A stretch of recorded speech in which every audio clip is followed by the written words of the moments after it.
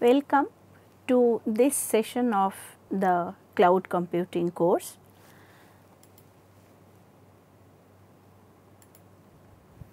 In the last class, we saw a little bit about how networking works. We also saw the internet and the TCP/IP suite, and then we discussed about the various communication. Since cloud is a distributed environment and all the processes are expected to be in different geographical locations, therefore, communication among the processes is a very important aspect, and we started discussing that in the last class.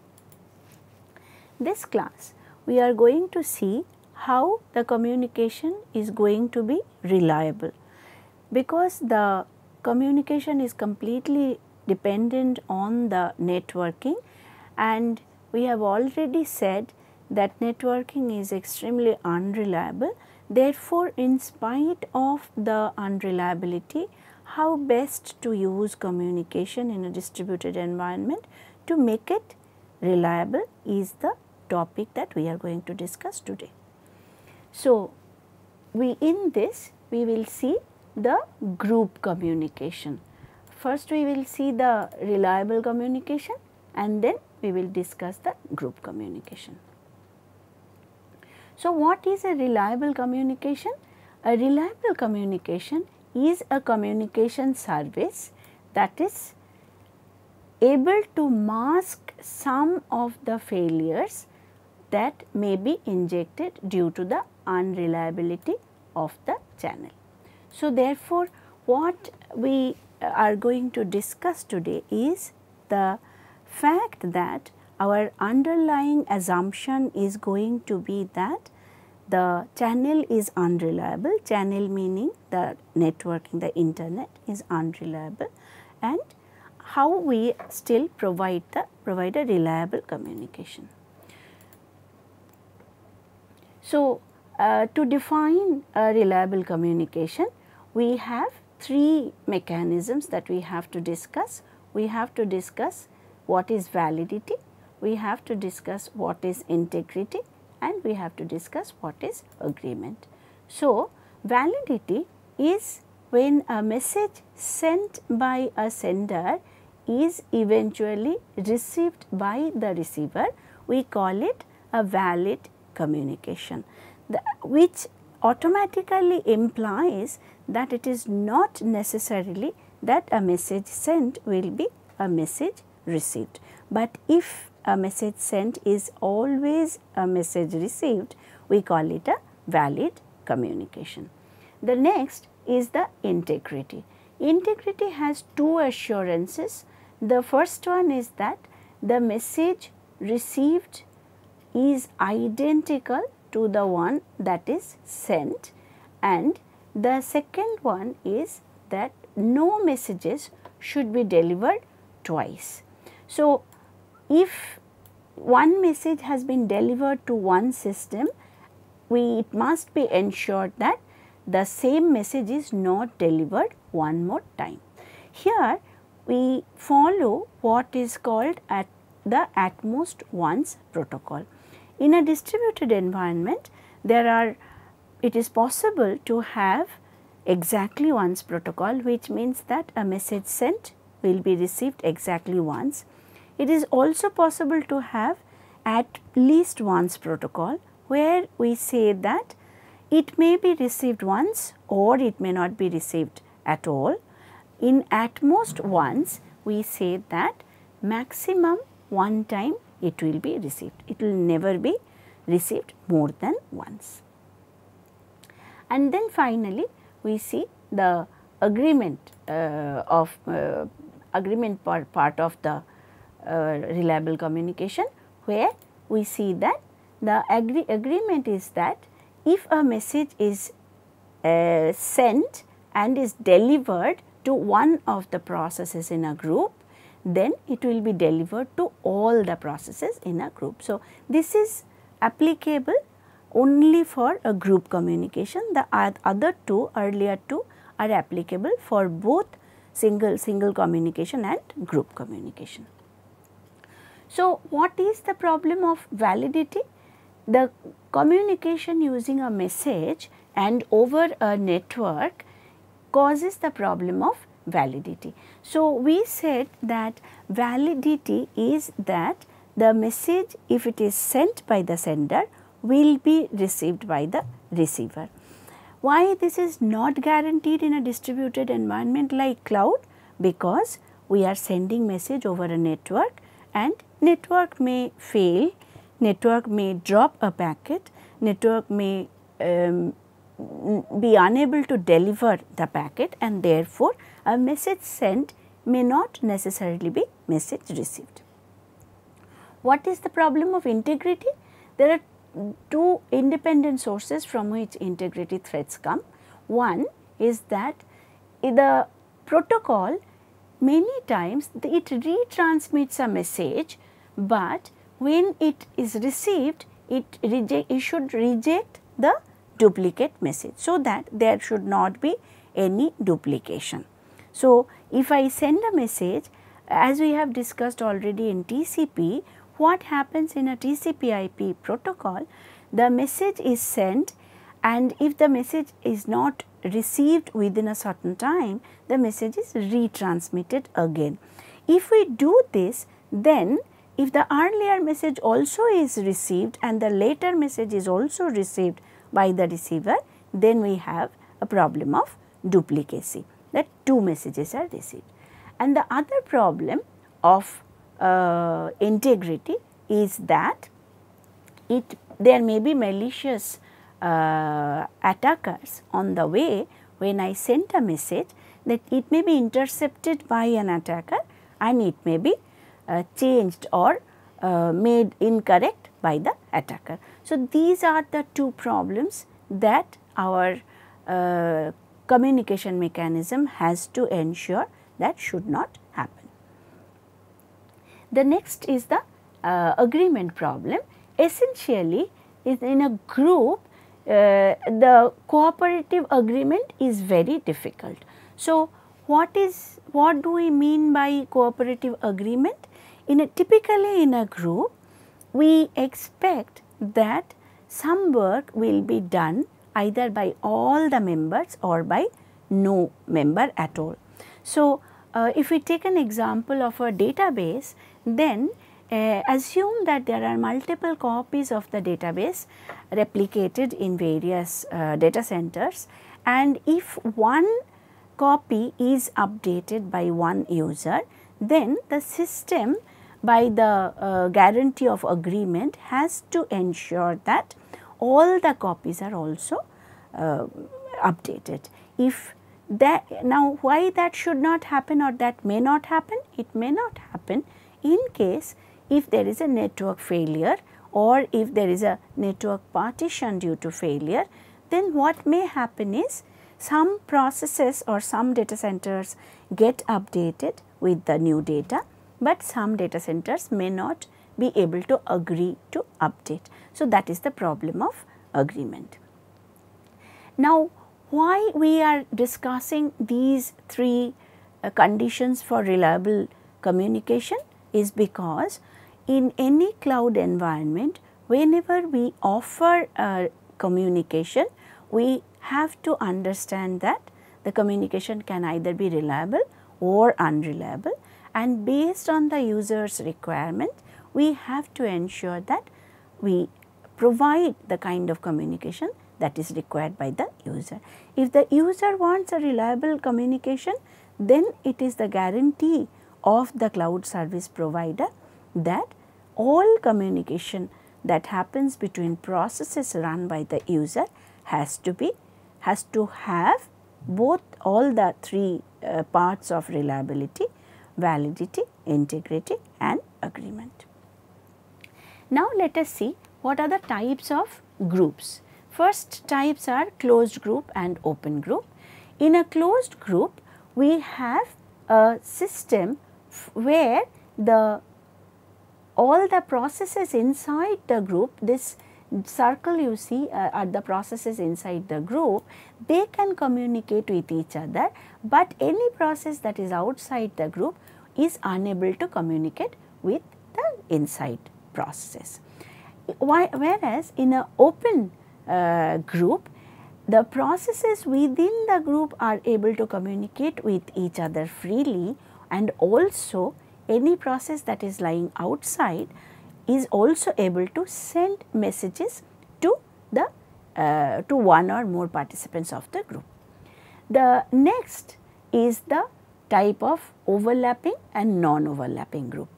In overlapping group, we have the entities, which are the processes of course, are member of multiple groups. Now, in a cloud environment, most of the groups are overlapping groups, because a process or a node should not be dedicated to one user and one specific work of the user. So, therefore, the processes will be participating in multiple groups and they will be doing multiple activities. However, in a non-overlapping group, we have members dedicated to one specific group. This does not mean that the process cannot ever participate in other groups. In a non-overlapping kind of environment, what is guaranteed is, while the process is part of one group, it is not going to participate in another group. So, at any point in time, one group membership is to be had by any single process. So, we see closed group, open group, then overlapping group and non-overlapping group. The other categories are synchronous group and asynchronous group. In a synchronous group, the boundaries of all times are specified or can be calculated well in advance. What are the boundaries that we need? We need boundaries for a message to be generated. We need boundaries for a message to be sent. We need boundaries for a message to be received. And also we need boundaries for any processing that happens in the environment. So, in a synchronous group, nothing should be unbounded. All values we should be able to define right at the beginning and then continue. Whereas, in an asynchronous system, the boundaries are not well defined. The systems may take more time or less time, and these are quite acceptable in an asynchronous group. For all practical purposes, all our cloud environment are do come under asynchronous group, because the cloud environment is a heterogeneous environment. So, the processing powers of various systems are different. So, it is very difficult, almost impossible to predefine that a specific process is going to take, specific processing is going to take this amount of time. That is one problem.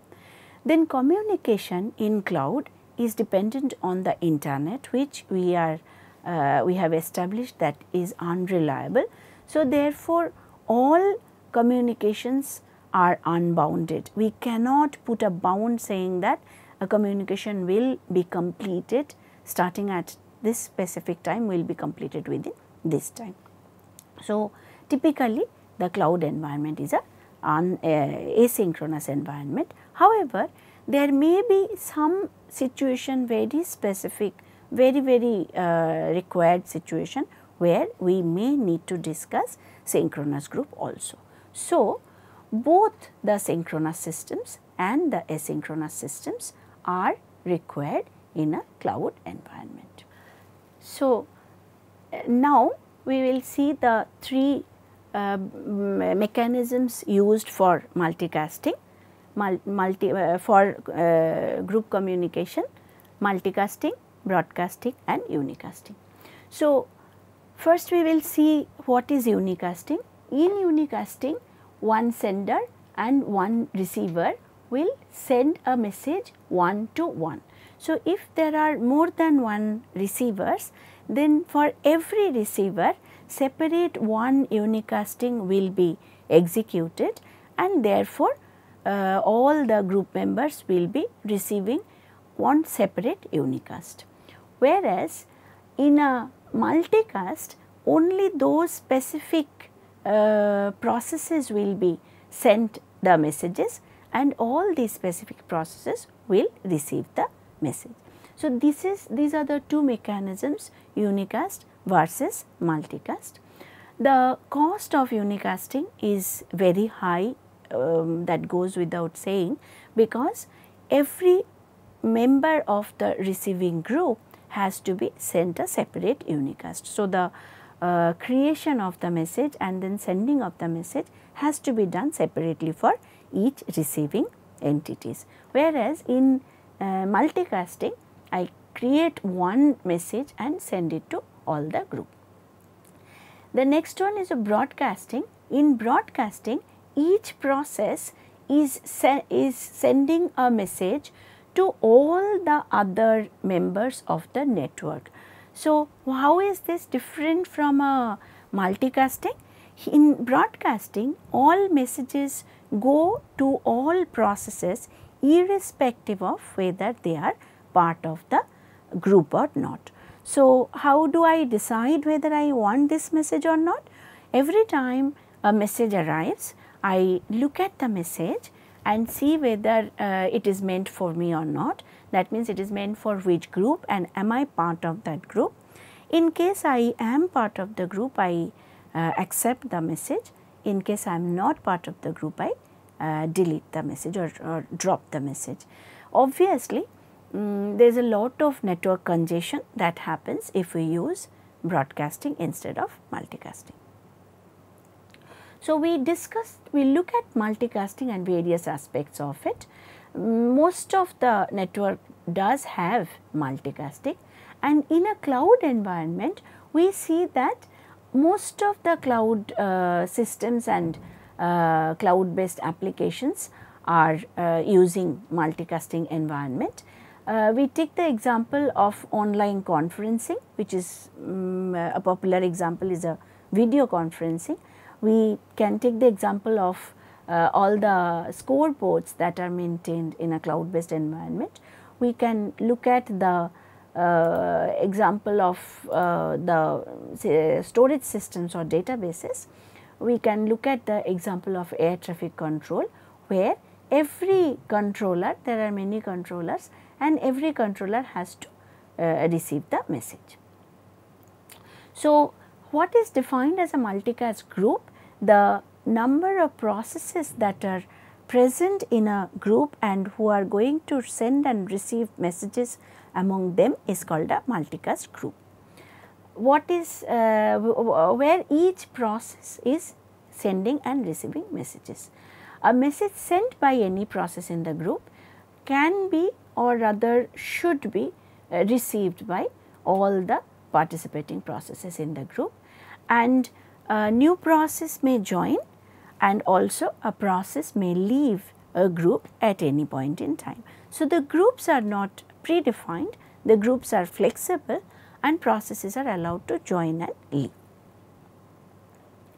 Now, when a multicast message is sent by a process, the multicast mechanism is responsible for delivering the message correctly. There are 4 important terms in this definition that we should look at. The first one is a multicast message. This is the message sent by one of the processes in the group to the rest of the processes. The next term is a process. The process is a sender and some process is the receiver, or a group of processes are the receiver. The multicast mechanism, so there is a mechanism that exists which takes care of the sending and receiving of the messages, and perhaps the most important word is the correctly. The message should be sent correctly. So, let us look at what we mean by the word correctness. Now, the first point of correctness is that all the nodes of the group should receive the sent message. All nodes should receive the sent message. That is the first point of the point. So, let us take an example of seeing how the correctness happens in our environment. So, here is an example where P1 is a process which is trying to send a message to the rest of the group, where there are 7 members in the group.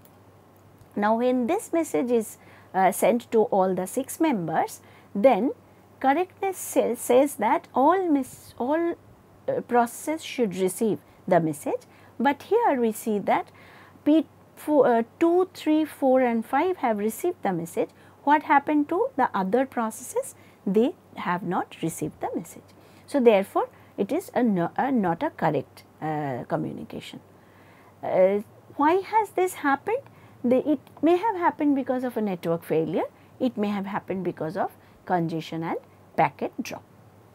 The next point of correctness is that the complete message should be received by all these processes.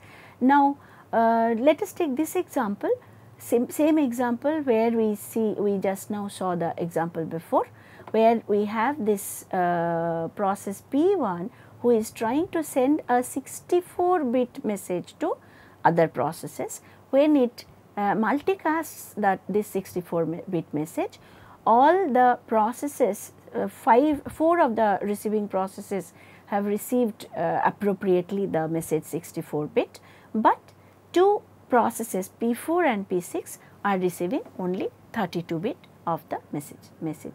Why has this happened? M1 may be, this process message may consist of say 2 packets. One of the packets were dropped in case of P4 and P6. The third part of the correctness is that message should be delivered in order. So, let us look at this ordering. This process P1 here is multicasting 2 messages M1 and M2. So, these are the 2 messages being multicast to all the members.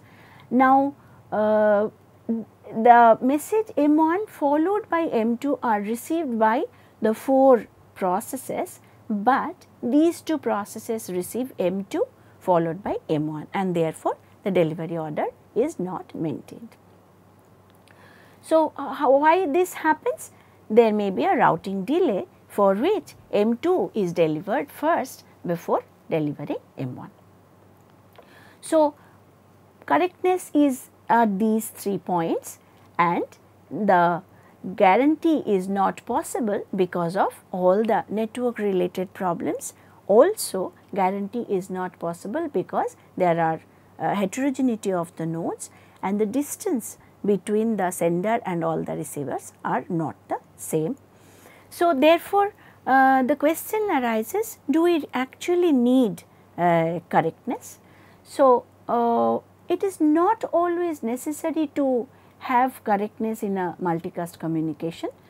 There are some applications like video conferencing, where even if we have missed a few packets or some packets are delivered wrongly, it is possible for the application to still continue. However, there are some applications like a database application, where every message to the last bit has to be delivered correctly in the correct form and correct format order to all the recipients. So, if that is so, who will ensure correctness? We will see that the correctness of multicast messages are to be ensured by the cloud service provider. So, when an application is run in a cloud based environment, the user expects a certain guarantee from the service provider, and based on that actually the user would pay the amount to the service provider based on what is required and the level of difficulty of delivering that. So, therefore, if I am hosting a video conferencing kind of application in cloud, I can easily discard the requirement of having a reliable communication, and therefore, the service provider may actually not be so bothered about delivering all my packets and delivering all the packets correctly to all the members. So, what happens in this kind of an environment is when you do not receive a few packets during a video conferencing for any multimedia streaming for that matter, the picture sometimes is a little sketchy, the sound sometimes is a little not understandable completely, some words, but in real life it really does not matter, because the context of the picture and the context of the words make up for the lost words. So, therefore, I do not expect as an application user that you provide a reliable communication to me. So, therefore, I do not ask for it. On the other hand, if I am running a database service in cloud and I for the sake of security, I replicate my database servers to say 4 or 5 locations, and these locations are geographically very far apart from one another, and I make one change in one of the replicas which is nearby my location, I definitely do not expect that the change is not reflected in all the other copies of the server. For example, if I have in my account 10,000 rupees and I add 5,000 rupees to my account and I have this server in India, then if I go to another server in say South Africa and access that server, I do definitely expect that my total amount in my account should be 15,000 rupees and not 10,000 rupees. Now, if there is an error in the message being sent from India to South Africa, if the message has not been received properly, or if the message is not ordered properly, then it may so happen that my account in South Africa will show a total of amount of say 10,000 rupees or 12,000 rupees rather than 15,000 rupees. So, for such applications it is not desirable that I have an unreliable communication. So, for running such applications, I would be ready to pay more to the service provider, and the service provider has to provide a proper appropriate multicast communication which will ensure that the message sent will always be received by all processes, message sent will be received properly by all processes, and if there are more than one message, then messages will be received by all processes in the correct order.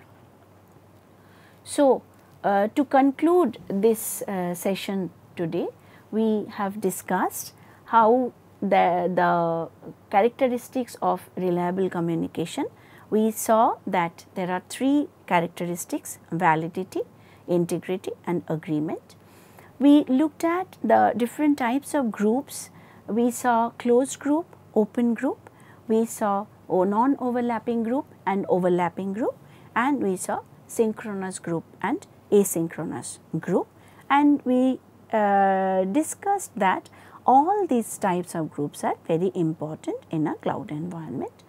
After that, we looked at the mechanism using which communication is done in a distributed environment. We saw we can use unicasting, where one sender and one receiver are involved in that communication. We saw we can use multicasting, where one sender can send a message to a number of receivers at the same time, thereby saving a lot of cost for the operating system or the underlying network. And we saw the mechanism of broadcasting in case I need to send to more than one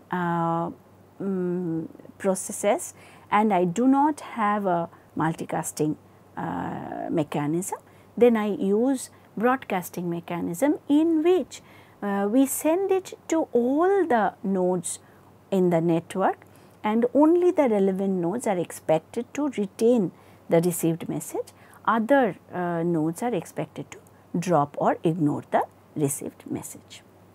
And finally, we looked at the correctness of a multicast environment, where we say that correctness has 3 parts, and all these 3 parts put together we call a multicast communication a correct communication.